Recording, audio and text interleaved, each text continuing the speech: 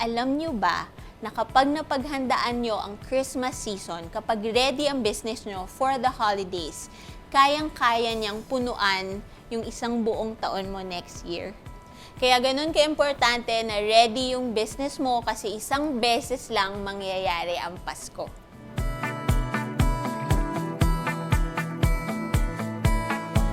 So in this video, I will try to condense more than a decade's worth of learnings from our small business. So bago magkaroon ng Common Room, we also own a small brand called Pop Junk Love, and doon talaga nagsimula si Common Room. From Pop Junk Love, nakapag-ipon kami for Common Room.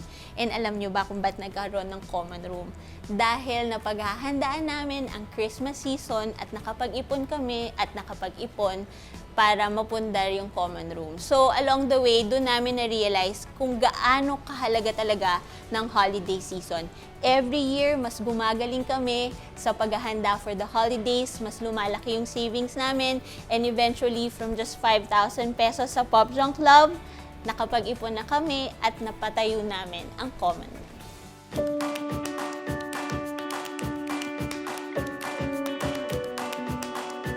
So, tip number 1, know your inventory.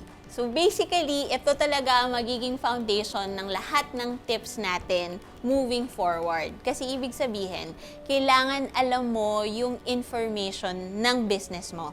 Alam mo yung data ng business mo, pinag-aaralan mo yung sales report mo. Dapat yung mga ganong data ang magiging basihan ng magiging plano mo for the holiday season. Small business tayo. So, ibig sabihin may limitations tayo. Limitations sa pag-produce, limitations sa time, limitations sa budget. So, ano sa mga products mo ang pupunuan mo ng mga limited resources na yon? Kaya dapat may data ka para alam mo kung ano sa mga products mo ang mas madami mong gagawin or ano sa mga products mo ang hindi mo na gagawin.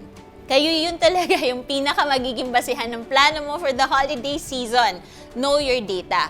Pero para sa mga small businesses, syempre, wala pang historical data. It's possible, di ba? You're just starting out, wala ka pang sales report, hindi mo pa alam kung anong malakas. Ang tip ko lang talaga, you really have to start. You have to put your work out there para makakuha ka ng feedback. Trial and error, eventually, hopefully next year, mas marami ka ng data para mas magiging basihan ng plano mo for the holiday season. Tip number 2, try to sell your slow-selling products. Anong ibig sabihin nun? Sa tip number 1, kailangan may data ka, di ba? Included sa data mo, syempre, kung ilan yung inventory mo. And if you know your inventory, you already know that, of course, sa buong taon, meron kang mga products na hindi mo na move. Slow selling nga siya, di ba? Ibig sabihin, sayang naman kung hahayaan lang natin na mabulok siya sa stockroom. Gusto mo sana mag-move din siya sa Christmas. So, kailangan magplano ka rin ng something around those slow-selling products kasi pangpuno mo rin yun ng shelf mo. Ito yung opportunity na pwede tayong mag-isip ng promotions, discounts, ilalagay ba natin siya sa kits, etc. So, pangpasaya ba nung shelf mo?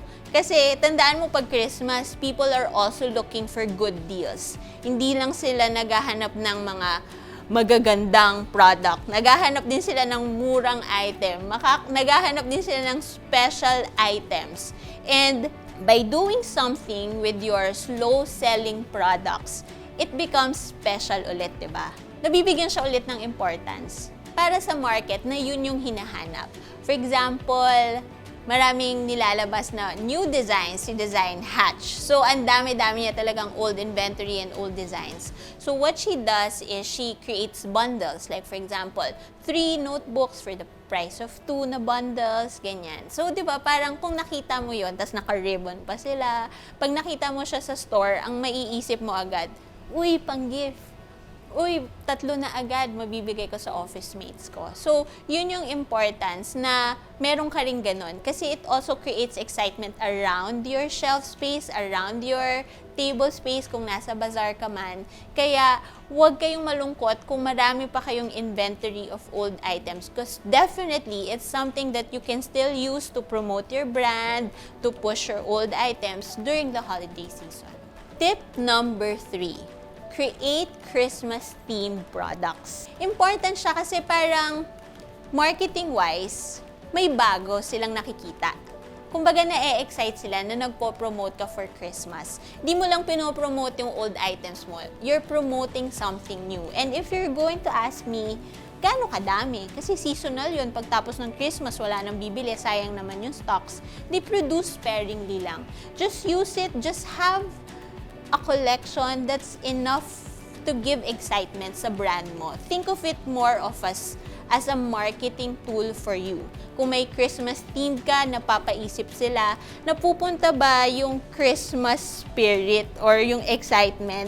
Kasi, meron na siyang mga Christmas tags, meron na siyang mga Christmas cards.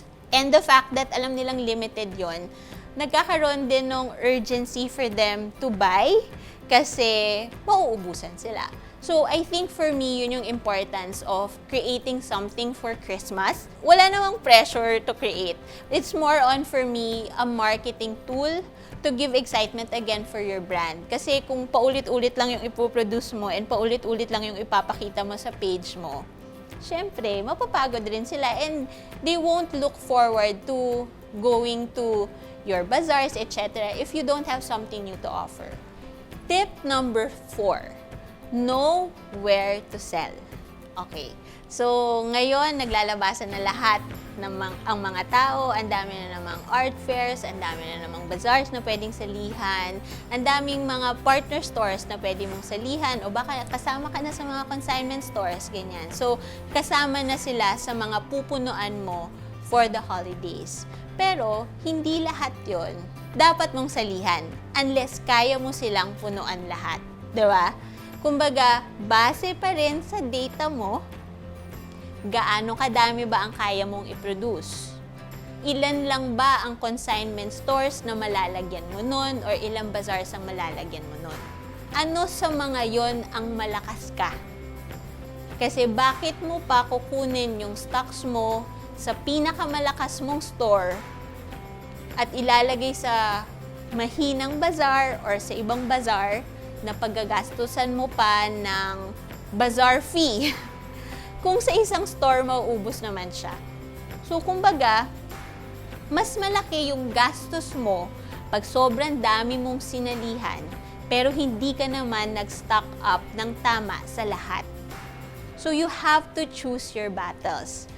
Again, syempre, pwedeng small business ka pa lang na hindi mo alam kung ano yung okay na bazaar. Nagsisimula ka pa lang.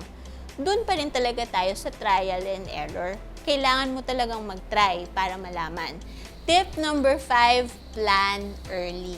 Kailan ka ba magpaplano? Kailan mo uupuan ng data mo ba? Plan as early as possible. Yun ang aking tip. So, sabihin na natin September is a good month to start. Pero ako personally, if every month you can study your data, you do it. Para mas marami kang time mag-produce. Pag merong bigla ang nag-order sa'yo ng bulk, chance mo na, di ba? Chance mo na. Pero wala siya sa calendar eh. Hindi na kaya. So, ang sasabihin mo, no. Ibenta na yun, di ba? Sayang. So, again, as early as possible, if you can plan early, do it.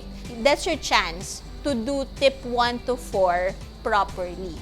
Kumbaga, it gives you a chance to study it more thoroughly, to change your plans, to adjust, because you have time to adjust. That's the beauty of planning early. Kaya, kung nanonood kayo ngayon at wala pa kayong any plans for the holidays, this is a sign to start.